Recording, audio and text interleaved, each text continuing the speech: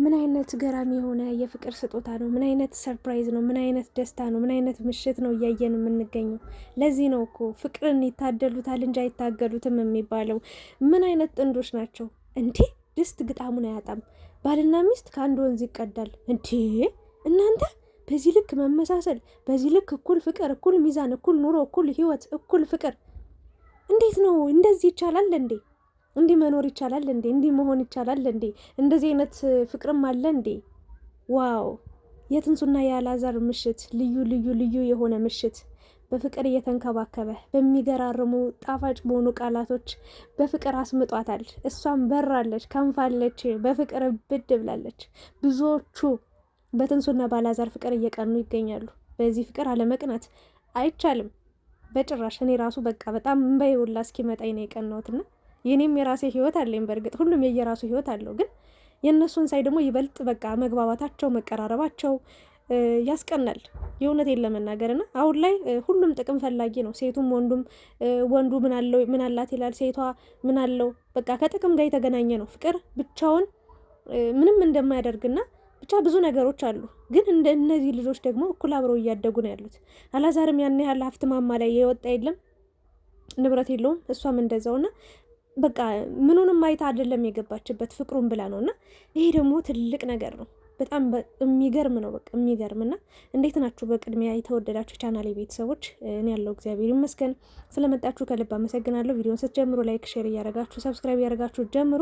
እንግዲህ አላዛርና ትንሱ በፍቅር ያው ረጅም ጊዜ አልቆዩም። እውነት ለመናገር ሁሉ ነገር የፈጣጠነ ነው። ግን ደግሞ ሁሉ ነገር ስርዓቱን በጠበቀ መንገድ ቤተሰብ አውቆ፣ ተመልካች አውቆ፣ ራሷቸው አውቀው እየኖሩ ነው የሚገኙት። አንድ ላይ አንድ ቤት ውስጥ እየኖሩ ነው ያሉት እና ኑሯቸውን በጣም በሲምፕል ቀለል አድርገው ያን ያህል የተጋነነ ነገር ሳያሳዩ፣ ኦቨራክት ሳያደርጉ በራሳቸው መንገድ ሁሉ ነገር በጊዜ ይሆናል ብለው ጊዜን ጠብቀው ከጊዜ ጋር የሚጓዙ ሁለታቸውም ስርዓት ያላቸው በቃ ባህላቸውን ጠብቀው የሚጓዙ የሚኖሩ ትክክለኛ ፍቅር፣ ትክክለኛ ኑሮን የሆነ ለመናገር የሶሻል ሚዲያ ፍቅር አብዛኛውን ውሸት ነው።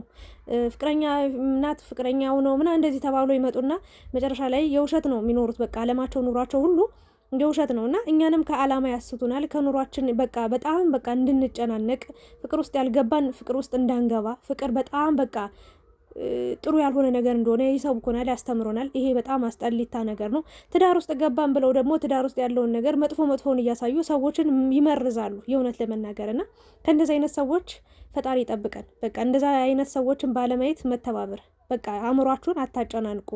እንደዚህ ጥሩ ፍቅርን የሚያስተምሩ ጥሩ ፍቅርን የሚያሳዩ በትዳር በፍቅር ውስጥ ምን አይነት ኑሮ ምን አይነት በቃ ነገሮች እንዳሉ የሚያሳዩንን ከአስከባ ያሉትን ነገሮች እኛም ብዙ ጣፋጩንም መራሩንም እያሳዩን እየተማርንበት እንድንሄድ እነሱንም እየመከርናቸው ሲያጠፉ እየተቆጣናቸው ወደ ጥሩ ነገር እንዲሄዱ ማድረግ በጣም ጥሩ ነገር ነው። በአጭሩ የምታዩትን ነገር ለይታችሁ ብታዩ፣ ለአእምሯችሁ ጥሩና ሰላም የሚሰጣችሁን ነገር ብታዩ የተሻለ ነገር ነው ብዬ ነው የማስበው። አላዛርና ትንሱ በጣም ምችት ብለውኝ እኔ እየተከታተልኳቸው ነው፣ እያየዋቸው ነው። በጣም ደስ ይላሉ።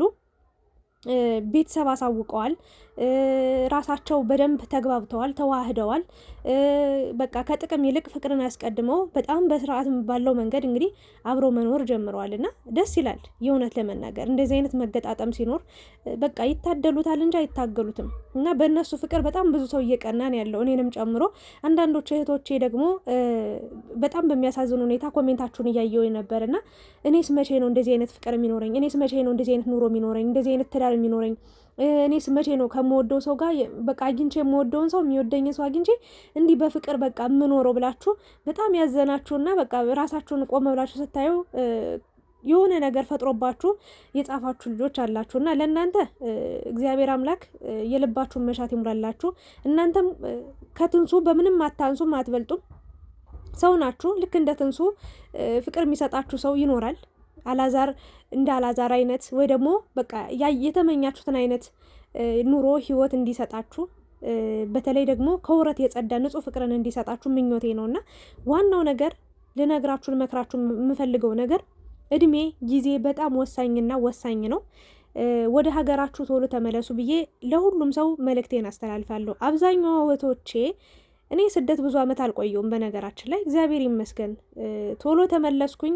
እድሜንም ሁሉንም ነገሬን በደንብ ካልኩሌት አድርጌ ነው የመጣሁትኝ። ዝም ብዬ አይደለም የመጣሁት ሁሉ ነገር እና ካለፈ አለፈ ነው እና ብርን ያዝ ስትሉ እድሜያችሁን ታጣላችሁ፣ ጊዜያችሁን ታጣላችሁ። ከዛ በኋላ ስትመጡ በጣም አስቸጋሪ ነው እና በሰላም ቶሎ ወደ ሀገራችሁ በጤንነት ተመለሱ። የራሳችሁ የኔ የምትሉ ሰው ይኖራል። ፈጣሪ ያዘጋጀላችሁ ትልቅ ነገር ከፊት ለፊታችሁ ይኖራል። ቸር ተመኙ ቸር እንድታገኙ ይባላልና አይዟችሁ። ለእናንተ መልካምና ጥሩ ፍቅር ጥሩ ትዳር እንዲሰጣችሁ ትልቁ ምኞቴ ጸሎቴ ነው። እንዲህ የሰው ፍቅር በሩቅ ሆናችሁ እንዳያችሁት ደግሞ በራሳችሁ ላይ ደግሞ እንዲህ ጥሩ ፍቅርን ከውረት የጸዳ ንጹህ ፍቅርን አግኝታችሁ ደግሞ ተመስገን እፎይ ብላችሁ የምትኖሩትን ህይወት እንዲሰጣችሁ ትልቁ ምኞቴ ነው። እኔም እንደዛ አልነበረ እውነት ለመናገር ውጭ ላይ ያየው እንደዚህ በሚፋቀሩ ሰዎች ጥንድ ጥንድ በሆኑ ሰዎች በጣም እቀና ነበረ የእውነት ለመናገር እና እግዚአብሔርን በቃ አምላኬ እኔ የትም ቦታ ሄጄ አገኛለሁ ብዬ አላስብም፣ ግን አንተ እኔ ያለሁበት ቦታ በቃ የምወደውን ሰው አምጣልኝ ብዬ ከፈጣሪ የተሰጠኝ ልዩ ሰው አለ እና በጣም ደስተኛ ነኝ አሁን ባለውበት ሁኔታ እና እግዚአብሔር ይመስገን። በእርግጥ አብረን አይደለንም ያለ ነው፣ ያው የቦታ ርቀት አለ ምናምን፣ ግን አንድ ላይ ሆነን ደግሞ በቅርቡ ጥሩ ነገሮችን ደግሞ ይዤላችሁ የምቀርብ ይሆናል እና ይዟችሁ ለማለት ነው ውዶችዬ። ትንሽ ልቤን ስለነካው ነው እና እምባዬ ሳላስበው ወረደ ማለት ኮሜንታችሁን ሳየው ምን ያህል በቃ በስራ ተወጣጥራችሁ ለፍቅር የሚሆን ጊዜ አጣችሁ እየተንከራተታችሁ ያላችሁ እህቶች አላችሁ እና የእረፍት እንጀራ ይስጣችሁ። ስደት በቃ ብሎ ለሀገራችሁ ያብቃችሁ። እንዲህ በፍቅር ክንፍ የሚያደርግ ትዳር ኑሮ ይስጣችሁ ብዬ እመርቃችኋለሁ ማለት ነው። እና ወደ አላዛርና ትንሱ ሳልፍላችሁ እንግዲህ ትንሱ ያው ትምህርት ቤት ሄዳ ነበረ፣ አምሽታ ነው የምትመጣው። ስለዚህ አላዛር ምን አደረገ? አልመጣም እኔ ስራ አለብኝ ምናምን ብሏት፣ እሷም ያው ከትምህርት ቤት ስትመጣ እንደማይኖር ታውቃለች። ስለዚህ ራት ሰርታ ምናምን ሲመጣ ከስራ ውሎ እሱም ሰርፕራይዝ ለማድረግ እሷም በውስጧ እያቀደች ነበረ። ግን ደግሞ አላዛር ከእሷ ቀድሞ ትንሱን እንግዲህ በሚገርም ሁኔታ ምንም የተለየ ነገር አላረገም። በነገራችን ላይ ማለት ነው ማለት ገንዘብም ብዙ ገንዘብ አላወጣም። በዚህ ምድር ላይ ብር ነው አይደለ ውድ ነገር የሚሆነው፣ ግን ከብር በላይ ጥሩ ፍቅርን ሰጣት። እግሯን አጠበ። አሁን እግር ማጠብ እሷ መታጠብ አቅቷት ወይ ከብዷት አይደለም፣ ግን ለእሷ ያለውን ክብር ለእሷ ያለውን ፍቅር በቃ እንዲህ ሲሆን ፍቅር ደስ ይላል እና ምንም የተጋነነ ወጭም አላወጣም። ግን ምን ያህል ደስተኛ እንደሆነች አይታችኋታል። ሴት ልጅ በቃ ትንሽ ነገር ነው የሚያስደስታት። ጥሩ ቃላት በቃ ያጽናናታል፣ ጥሩ ቃላት ተስፋ ይሰጣታል። እና ትንሱም በጣም ሰርፕራይዝ ነው የሆነችው በጣም በትልቁና በሚገርም ሁኔታ አላዛርም ፍቅር አሰጣጥ ይችልበታል እስከ ጥግ ድረስ። በጣም ጎበዝ ነው፣ የተማረ ነው። በቃ ደስ የሚል ማንነት፣ ደስ የሚል ስብዕና ነው ያለው።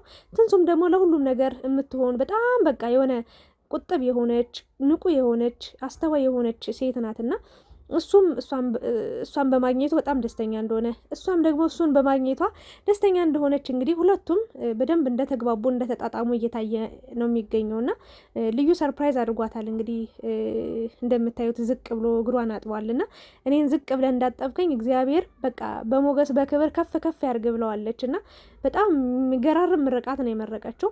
እኔ በጣም ነው የቀናሁት የእውነት ሰፍ ብዬ እስከ በቃ ምስጥ ብዬ ነው ሳያቸው። ቃላት አጠቃቀማቸው፣ አወራራቸው በቃ ቁም ነገር ያለው ነገር ነው የሚያወሩት የእውነት ለመናገር እና ምክርንም ይፈልጋሉ ከተመልካች በቃ ሁሉን ነገር እና ትለያላችሁ። በቃ የእውነትን ፍቅርን ምን እንደሆነ መሬት ላይ የወረደን ፍቅር ስላሳያችሁን በትክክለኛ ነገር ከጀርባ የሚወራባችሁ ሺህ መጥፎ ነገር አለ፣ ግን ያንን ነገር አሸንፋችሁ በጥሩ ነገር ለተመልካችም ለራሳችሁም ክብር የምትጨነቁ የምትሰሯቸው ነገሮች በጣም ይለያሉና መጨረሻችሁን ያሳምረው። የእውነቴን ነው የምላችሁ። ከዘመኑ በቃ ወደዛ ወደዚህ ከሚወዛወዝ ከሚንዠዋዠው ዥዋዥዌ ከሆነ ፍቅር ይጠብቃችሁ፣ ይሰውራችሁ። በቃ እንዲህ በፍቅር ጸንታችሁ ያኖራችሁ። በእርግጥ ያው መጣላት ይኖራል ምናምን መጋጨቶች፣ ግን እንደው ፈጣሪ ወይ በቃ መጨረሻችሁን ያሳምረው። ወልዳችሁ ደግሞ ለማየት ያብቃ። ኑሯችሁ ተስተካክሎ ብዙ የሚቀራችሁ ነገር እንዳለ አሁን አብራችሁ መኖራችሁ ጥሩ ነገር ሆኖ ሳለ ግን ብዙ ጉድለቶች እንዳሉባችሁ እየተናገራችሁ ነው። ይሄ ደግሞ እንግዲህ ለወደፊት ሁሉ ነገር እንደሚስተካከል እንደሚፈታም ሁለታችሁም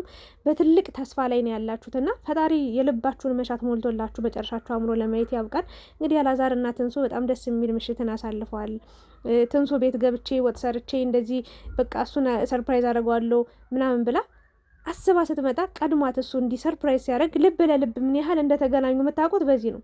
እንግዲህ ትንሱ ከትምህርት ቤት መጥቼ እሱ እንደማይኖር ታውቃለች። እንደዚህ አድርጌ ሰርፕራይዝ አድርገዋለሁ ወይ ደግሞ ሲመጣ ጥሩ ምሽት እናሳልፋለን በቃ እረፍ ይላል ሲመጣ ከስራ ብላ እያሰበች ነበር። ግን አላዛር ደግሞ ቀድሟት እሷን ሰርፕራይዝ አደረገና ዋናው ልብ ለልብ መገናኘት፣ ልብ ለልብ መግባባት ትልቅ ነገር ነውና በቃ ልመረቃችሁ እንዲያልኳችሁ፣ የምትወዱት ይውደዳችሁ፣ የምታፈቅሩት ያፍቅራችሁ። በቃ ይሄ ነው። ከዚህ በላይ ምንም ነገር የለም። ፈጣሪ ለሁላችንም ጥሩ ፍቅርን፣ ጥሩ ህይወትን፣ ጥሩ ኑረን ይስጠን እላለሁ። አላዛር ትንሱ ወደፊት ደስታችሁን፣ ኑሯችሁን፣ ህይወታችሁን ያብዛው እላለሁ። ወዳችኋለሁ። እስኪ ምን ተሰማችሁ አላዛርና ትንሱን ስታዩ? በፊት የነበራቸው ነገር እንደገና ፈጥነዋል አይደለ? በፍቅር አንዳንዴ ስለፈጠንም ስለዘገየንም ስለቆየንም በናም አይደለም። በቃ ትክክለኛ ፍቅር፣ ትክክለኛ ኑሮ ሲሆን፣ ትክክለኛ ህይወት ሲሆን፣ ፈጣሪ በቃ የፈቀደው ነገር ሲሆን እንዲህ በቃ ስክትክት ብሎ በአንዴ ግጥምጥም ብሎ ቁጭ ይላልና የአላዛርና የትንሱ ህይወት እጅግ በጣም የሚገርም ነው። አስተማሪም ነው። በጣም የሚያስደንቅም ነውና ፍቅራችሁን ያብዛው እያላችሁ እስኪ መርቋቸው። እነዚህ ልጆች መጨረሻችሁ ይመር። በቃ በሁሉም በፈጣሪም ዘንድ በሰውም ዘንድ መጨረሻችሁ ያማረ ይሁን። ወልዳችሁ ከብዳችሁ ለማየት ያብቃን። ቤተሰብ መርቆ ሸኝቷችኋል። እነሱም ደግሞ ቤተሰብንም ራሳቸውን የሚያስከብር ነገር ነው እያደረጉ የሚገኙት። በነፃነት ተቆጣጣሪ የላቸው፣ ተቆጪ የላቸው። አንድ ቤት ውስጥ እየወጡ እየገቡ እያደሩ አብረው ብዙ በቃ ደስ የሚል ኑሮን ህይወትን እያሳለፉ ነው የሚገኙት። እንግዲህ አላዛርም ልጅ ብሎ ጠይቋል። ትንሱ ደግሞ ያው ልጅ በመጣ ጊዜ ይምጣ። አሁን ላይ ኦልሬዲ ተጋብተዋል። 80 አስረዋል። አይታቃላችሁ አይደለ? ተፈራርመዋል። እና ልጅ ቢመጣም ያው አብረው እየኖሩ ነው ምናምን፣ ችግር የለብኝም። እንደውም በብቸኝነት ስላደግኩ ስለኖርኩኝ የኔ የምለውን ሰውም እፈልጋለሁ እያለች ነበረ ትንሱና እውነት ነው። እግዚአብሔር በሰጣችሁ ቀን ይመጣል። ያው ለመቀበልም አትችሉም ብዬ አላስብም። ሁለታችሁም ፈቃደኛ ሆናችሁ የሚመጣ ነገር ነው። ልጅ ደግሞ የእግዚአብሔር ስጦታ ነው። እናንተም ብቻ ስለፈለጋችሁ ብቻም በፈለጋችሁ ሰዓት ይመጣል ማለት አይደለም። እግዚአብሔር በፈቀደ ቀን፣ እሱ ባለው ቀን ይመጣል። ዋናው የእናንተ መግባባት፣ የእናንተ መተሳሰብ ነው ብዬ እንግዲህ መልእክቴን ነው የማስተላልፈው። አላዛር ትንሱ ትለያላችሁ። ደስ የሚል ምሽት። እኛንም በፍቅር በጣም በቃ ሩቅ ቦታ ወሰዳችሁንና በእናንተ የማይቀና ሰው ሰይጣን ነው። እኔ በእናንተ በጣም እየቀናው ነው። የእውነቴን ነው። ባሌንም ማስናፈቃችሁኝ። ኧረ ተው ግን እንዴ! ይመቻችሁ። ለማንኛውም